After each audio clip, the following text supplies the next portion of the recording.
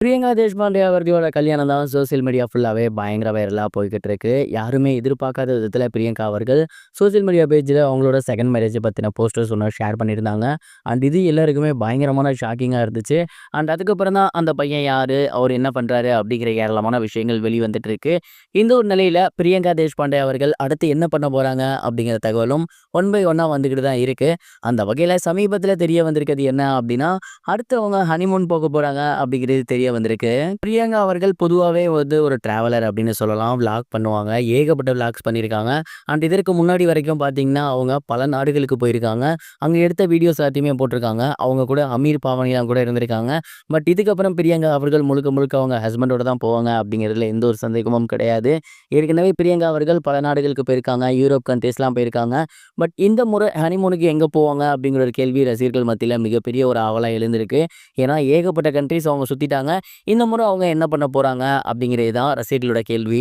நிறைய பேர் என்ன சொல்றாங்க அப்படின்னா, மிகப்பெரிய செலிபிரிட்டிஸ் எல்லாருமே பல கண்ட்ரீஸ் ஆல்ரெடி பார்த்துருப்பாங்க. ஸோ ஹனிமூன் அப்படின்னு வரும்போது அவங்க என்ன பண்ணுவாங்கன்னா, ஏதாவது தீவுகளுக்கு போவாங்க, ஐலாண்டுக்கு போவாங்க, அந்த மாதிரி தான் பண்ணுவாங்க. ஸோ கண்டிப்பா பிரியங்கா அவர்களும் இதே மாதிரி பண்றதுக்கு அதிகப்படியான வாய்ப்புகள் இருக்கு. கண்டிப்பா அவங்க கடலுக்கு நடுவுல இருக்க ஒரு கப்பல்லையோ, அப்படி இல்லைன்னா ஒரு தனியான ஐஸ்லாண்ட்லயோ, இல்ல ஒரு தீவுலயோ தான் அவங்களோட ஹனிமூனை கொண்டாட போறாங்க.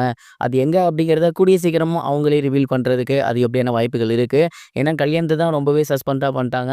பட் இதுக்கப்புறம் வரப்போற நிறைய குட் நியூஸ அவங்க கண்டிப்பா ஓப்பனா மக்கள் மத்தியில ஷேர் பண்ணுவாங்க அப்படின்னு ஒன் பை ஒன்னா அவங்களோட க்ளோஸ்ட் சர்க்கிள் ஷேர் பண்ணி வந்துட்டு இருக்காங்க.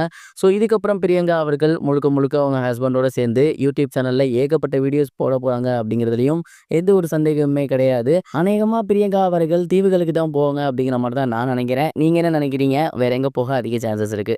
மறக்காம கமெண்ட் பாக்ஸ்ல ஷேர் பண்ணுங்க.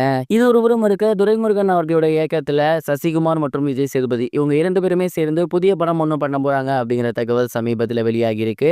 எதிர்நீச்சல், காக்கி சட்டை, கொடி இது மட்டும் இல்லாம சமீபத்துல வந்திருந்த கூடிய கருடன் இந்த படங்கள் எல்லாமே ரசிகர்கள் மத்தியில மிகப்பெரிய வெற்றி பெற்றிருந்துச்சு. இந்த படத்தை எடுத்தவர் தான் துரை செந்தில். அண்ட் இவரோட காம்பினேஷன்ல அடுத்து விஜய் சேதுபதி மற்றும் சசிகுமார் இவங்க 2 பேருமே சேர்ந்து ஒரு படம் பண்ண போறாங்களாமா.